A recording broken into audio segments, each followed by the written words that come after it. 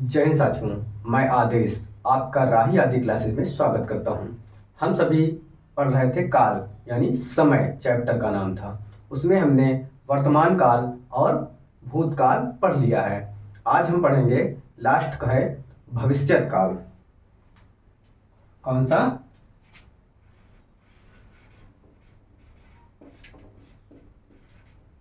भविष्यत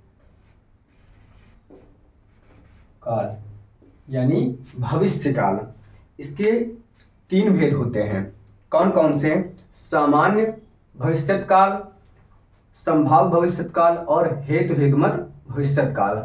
तो इसका लिख लेते हैं। पहला है सामान्य भविष्यत काल, दूसरा है संभाव्य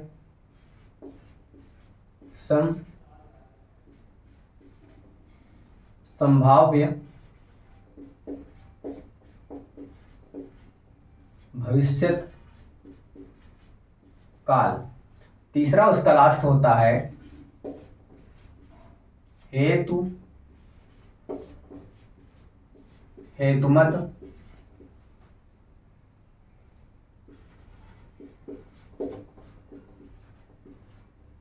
भविष्यत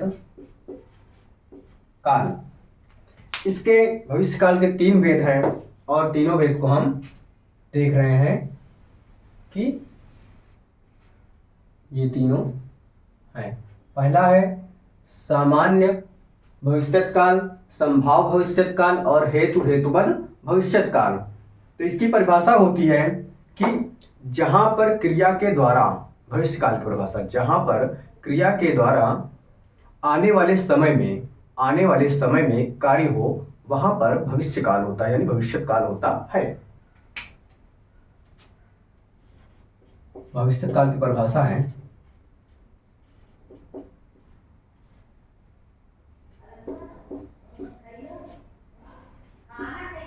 जहां पर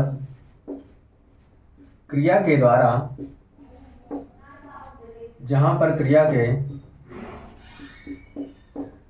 क्रिया के द्वारा आने वाले समय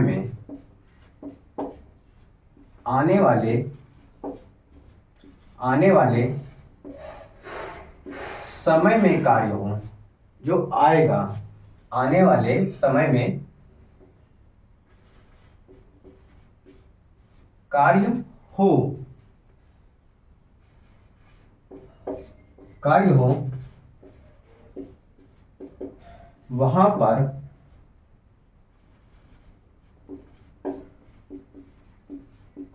भविष्यत काल होता है। वहां पर भविष्यत काल होगा जहां पर आने वाले समय में कार्य होगा। तब हम इसके उदाहरण देख लेते हैं कि जैसे वह कल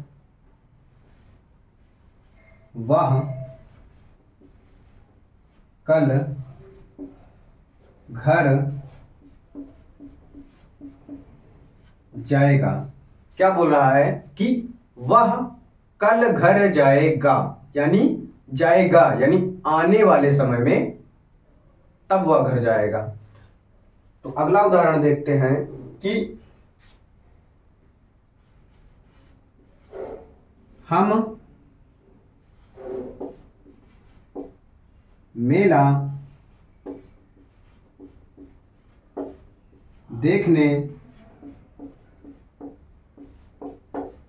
जाएंगे, यानी हम मेला देखने जाएंगे आने वाले समय में होगा, तो वहां पर हमारा भविष्यत काल होगा। तो ये हमारा भविष्यत काल की परिभाषा हो गई। अब हम इसमें एक एक करके तीनों जो भविष्य काल के तीन भेद होते हैं, कौन कौन से? सामान्य भविष्य काल, संभाव्य और हेतु हेतुमत भविष्य काल, इन तीनों को अब हम एक एक करके पढ़ लेते हैं।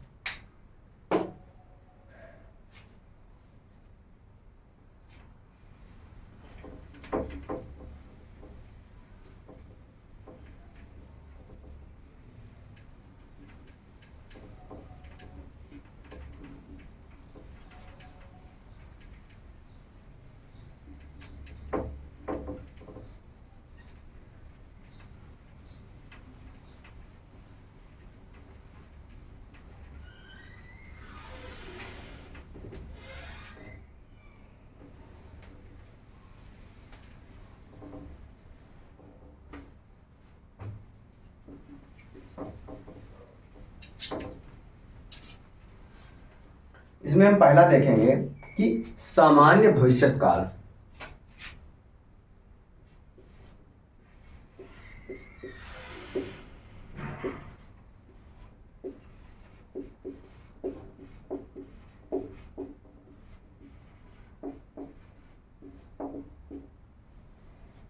सामान्य भविष्यत काल क्रिया के, इसमें क्या होगा, क्रिया के जिस रूप से कार्य आने वाले समय में हो, लेकिन क्या होगा, सामान्य ढंग से हो, सामान्य रूप से कहा जाए तो वहां पर सामान्य भविष्यत काल होता है।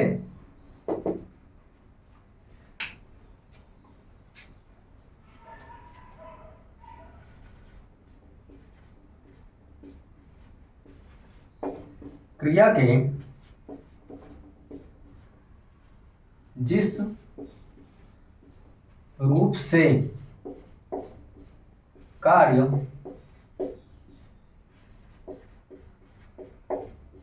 आने वाले समय में हो,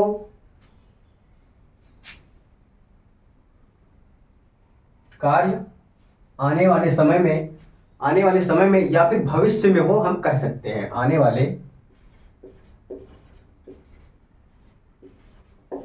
समय में हो, लेकिन सामान्य ढंग से हो,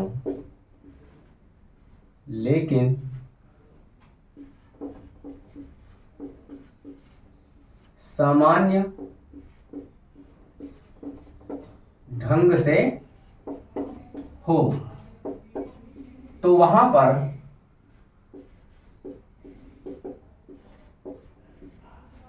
सामान्य ढंग से कही गई बात हो और भविष्य में कही जाने वाली बात हो, तो वहां पर सामान्य भविष्यत काल होता है।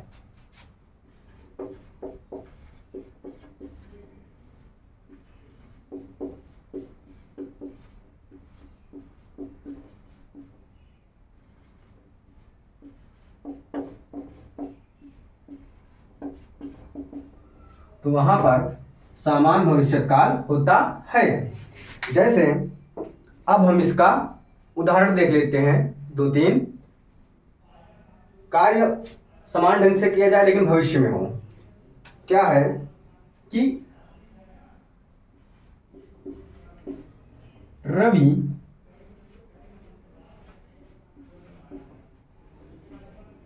अखबार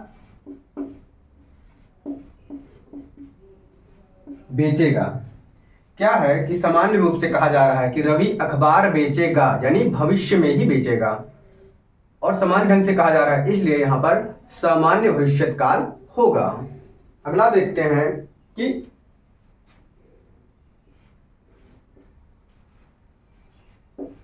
बच्चे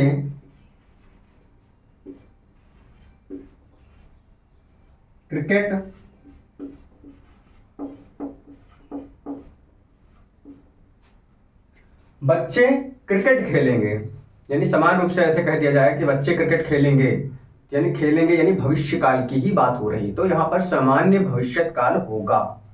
अगला उदाहरण देख लेते हैं कि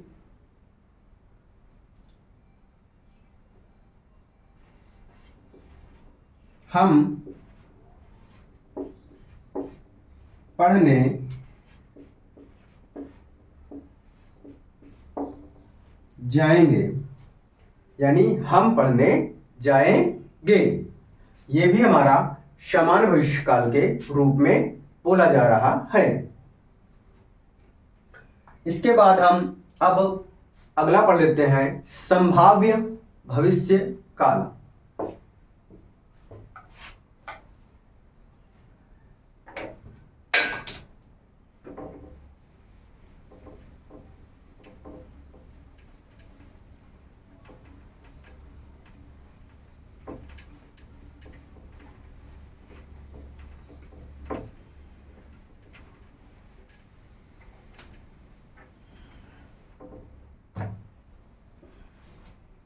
दूसरा है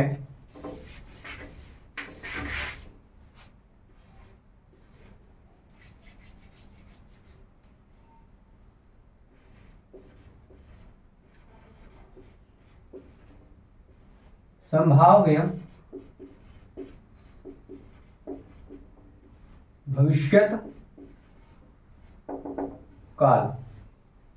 इसमें क्या है कि क्रिया के द्वारा यानी क्रिया जिस रूप में कार्य करेगी वहां पर हमें संभावना प्रकट की जाएगी, यानी आने वाले समय की संभावना जहां पर प्रकट हो तो वहां पर संभाव्य भविष्यत काल होता है।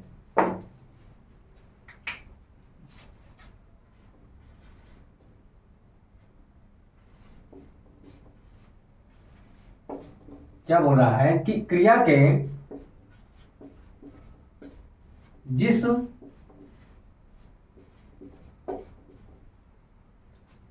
जिस रूप से संभावना प्रकट हो यानी संभावना का बोध हो,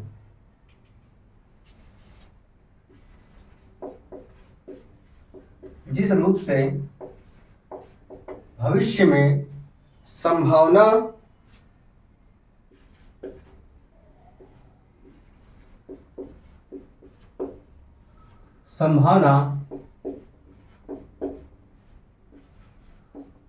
होने का बोध हो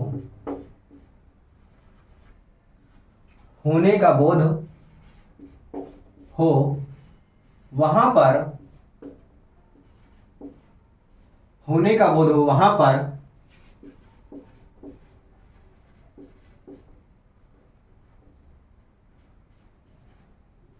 संभाव्य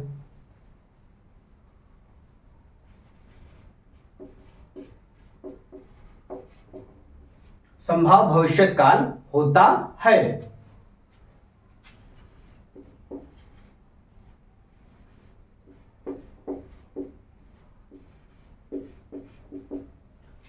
संभाव भविष्यत काल होता है।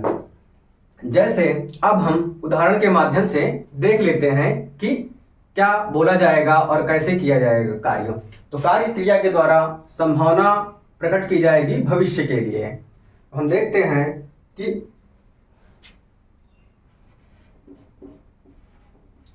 शायद आज वर्षा होगी। संभावना प्रकट किया जा रहा है आज की डेट में, यानी कि भविष्य में, अभी जो नहीं हुआ है, कि शायद आज वर्षा होगी। तो यहां पर संभावना को प्रकट किया गया है। अगला उदाहरण है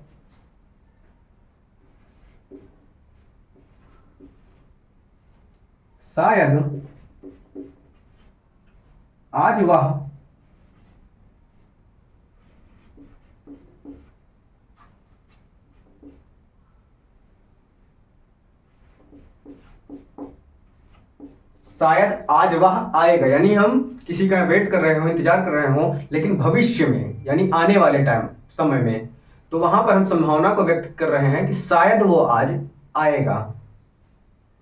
अगला है कि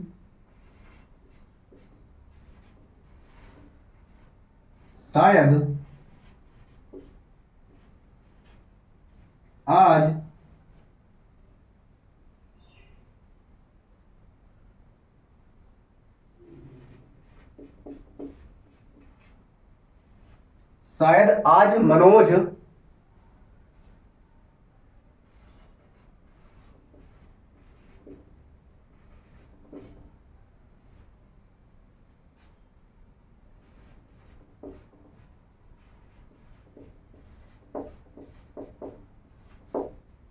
हम किसी के आने की संभावना कर रहे हैं कि शायद आज मनोज मुंबई से आएगा, यानी हमें निश्चित नहीं पता है, लेकिन एक संभावना है कि आज आएगा। अब ये नहीं कि पहले से हमें बताओ, डेट बताया है उसने कल, ये नहीं, मतलब हम एक प्रकार से संभावना व्यक्त कर रहे हैं किसी के थ्रू, हमने मान लो सुना हो या कुछ से भी। तो लेकिन हम सेंटेंस को ध्यान देंगे कि वो कहना क्या चाह रहा है, भविष्य की बात कह रहा है या वर्तमान की या भूतकाल की। तो यहाँ पर क्या है, भविष्यत काल पढ़ रहे हैं, तो भविष्यत काल में भी 3 भेद होते हैं, समान भविष्यत काल, संभाव भविष्यत काल और हेतुमत भविष्यत काल। तो इस समय हम पढ़ रहे हैं संभाव भविष्यत काल। तो संभावना व्यक्त की जा रही है कि शायद आज मुंबई से मनोज आए। तो अगला इसके बाद हम देख लेते हैं भविष्यत काल का लास्ट और तीसरा कि हेतु हेतुमद भविष्यत काल।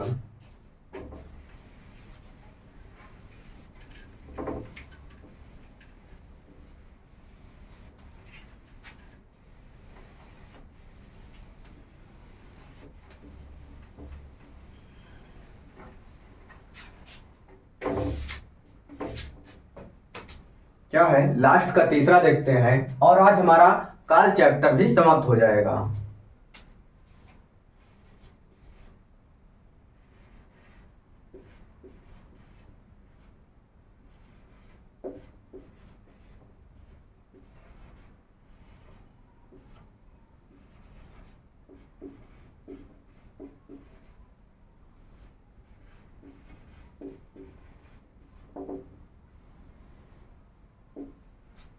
हेतु हेतुमद भविष्यत काल यानी क्रिया के जिस रूप से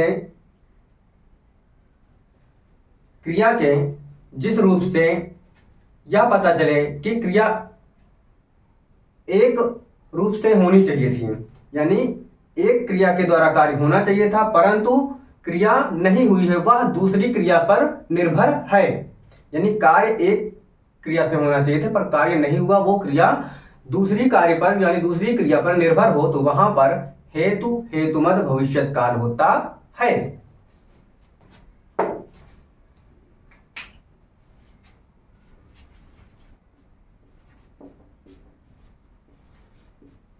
क्रिया का जिस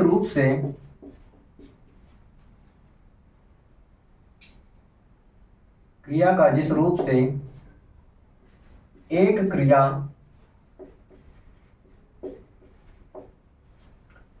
क्रिया का होना, एक क्रिया का होना दूसरी क्रिया पर निर्भर हो,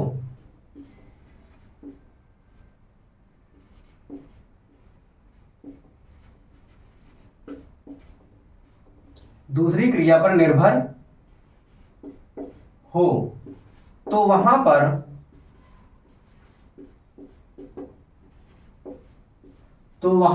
हेतु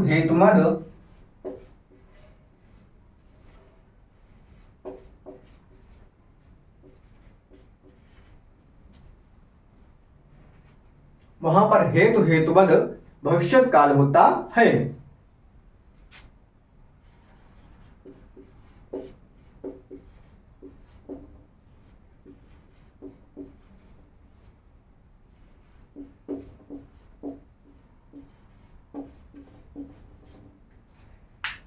जहां पर क्रिया के द्वारा यानी एक क्रिया के द्वारा कार्य किया जाना हो लेकिन वह कार्य एक क्रिया से ना होकर दूसरी क्रिया पर निर्भर हो, तो वहां पर हेतु हेतुमद भविष्य काल होता है। अब हम इसको उदाहरण के माध्यम से समझ लेते हैं। क्या कह रहा है, वह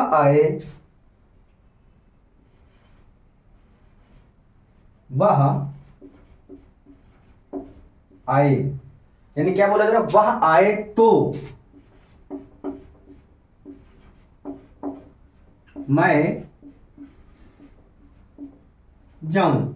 यहां पर क्या हुआ कि क्रिया कह रही है कि वह आए तो, यानी एक क्रिया है वह आए यानी उसके द्वारा वह उसका आना हुआ, दूसरा है मैं जाऊं यानी एक क्रिया के द्वारा कार्य ना होकर दूसरे क्रिया पर निर्भर है कि वह आए तब मैं जाऊं, यानी जब तक वो नहीं आएगा तब तक मैं नहीं जा सकता। तो यहां पर एक क्रिया का दूसरे क्रिया पर प्रभाव पड़ रहा है, तो इसलिए यहां पर हेतु हेतुमद भविष्य काल होता है। इसका अगला उदाहरण देखते हैं हम कि वर्षा हो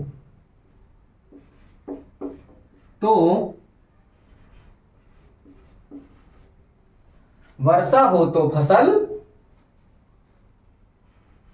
हो, यानी निर्भर है वर्षा होने पर निर्भर है फसल का होना, यानी जब वर्षा होगी तभी फसल होगी। तो यहां पर एक क्रिया दूसरे क्रिया पर निर्भर है, तो इसलिए यहाँ पर हेतु हेतुमद भविष्यकाल होगा। इसका हम अगला उदाहरण देखते हैं कि